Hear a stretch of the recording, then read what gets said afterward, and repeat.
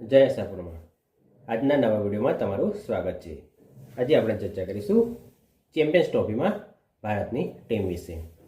Indian ટીમનું એલાન કરી દેવામાં આવ્યું છે। ભારતની ટીમ છે Rohit Sharma captain, Shubman Gill vice captain, Virat Kohli, KL Rahul, Shreyas Iyer, KL Rahul, Hardik Pandya, Axar Patel, Washington Sundar, Kuldeep Yadav,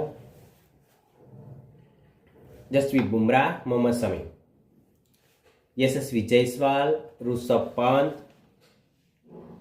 Arshdeep Singh અને રવિન્દ્ર જાડેજા।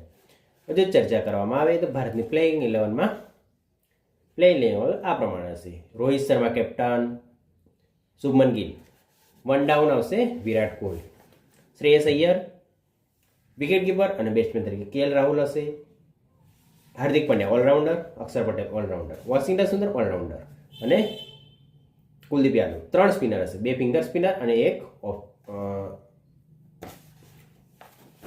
લેગ।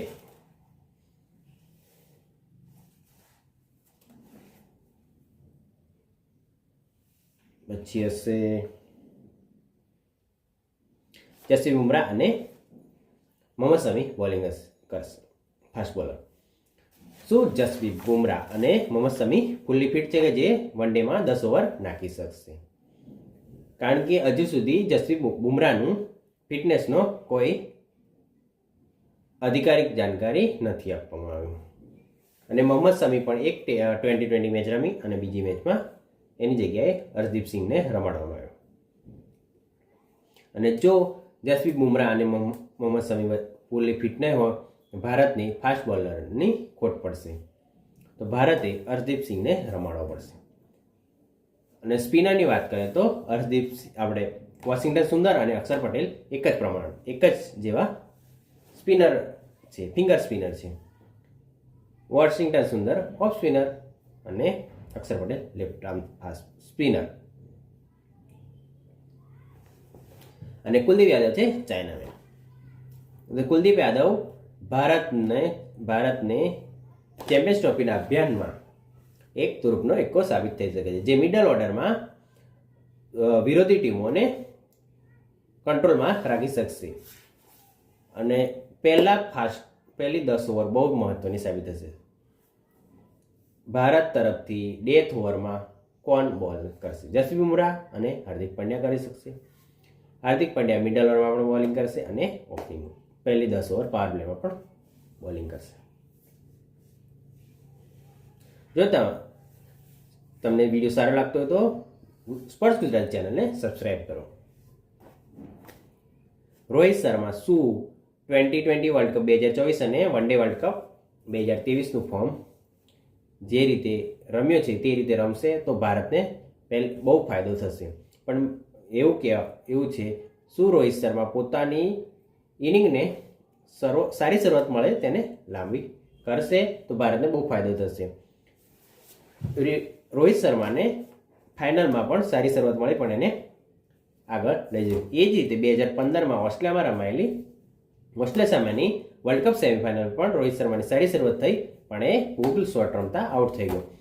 તો મારું એવું કહેવું છે કે રોહિત શર્માએ પોતાની વિકેટ જાળવી રાખવી જોઈએ જેથી તે લાંબુ રમે, જેથી ટીમને ફાયદો થશે। શ્રેયસ અય્યર અને વિરાટ કોહલી મિડલ ઓવરમાં ટીમને રન સારી એવી ગતિથી કરવા પડશે। જો એવું ના થાય તો ભારતને સ્કોર કરવામાં બહુ સમસ્યા। એવું જ થયું ભારત અને ઓસ્ટ્રેલિયા સામેની વન ડે વર્લ્ડ કપ 2023માં મિડલ ઓવરમાં ભારતને રન જ નથી આવ્યા। કેએલ રાહુલ, શ્રેયસ અય્યર અને વિરાટ કોહલી। જો મિડલ ઓર્ડરમાં ભારત વિકેટ નહીં ગુમાવે અને રન સારી પેસથી આવશે તો ભારતને મોટો સ્કોર કરવામાં સફળતા મળશે। શું દુબઈ મારામાં જ્યારે ભારતની મેચ રમશે તો કેવી પીચો મળશે? Spinner friendly high scoring match કે એવી મળશે? ભારત તરફથી તુરુપનો એક્કો હશે હાર્દિક પંડ્યા, જે બોલિંગ અને બેટિંગ કરીને ભારતીય ટીમને બહુ બેલેન્સ પૂરું પાડે છે હાર્દિક પંડ્યા।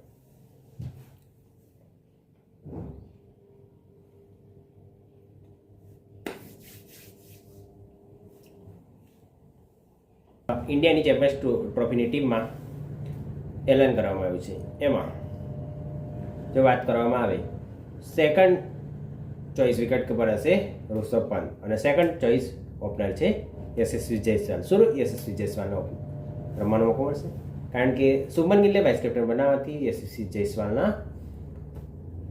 ચેમ્પિયન્સ ટ્રોફીમાં રમવાના ચાન્સ બહુ ઓછા છે. હર્ષદીપ સિંહ રમી શકે છે જો જસપ્રીત બુમરાહ અને મોહમ્મદ શમી ફૂલ્લી ફિટ નહીં હોય તો હર્ષદીપ સિંહને મોકો મળી શકે છે. અને જો એવું હશે જો બેમાંથી બંને ફૂલ્લી ફિટ નહીં હોય તો હર્ષિત રાણા પણ રમી શકે છે. અને રહી વાત રવિન્દ્ર જાડેજા અને અક્ષર પટેલ બંને એક જેવા બોલર અને બેટ્સમેન હોવાથી અક્ષર પટેલના ચાન્સ વધી જાય છે. અને જો વાત કરવામાં આવે તો ભારત જો ફાઇનલમાં જશે તો ફાઇનલ ચેમ્પિયન્સ ટ્રોફીની પાકિસ્તાનમાં નહીં રમાય, ફાઇનલ રમાશે દુબઈમાં.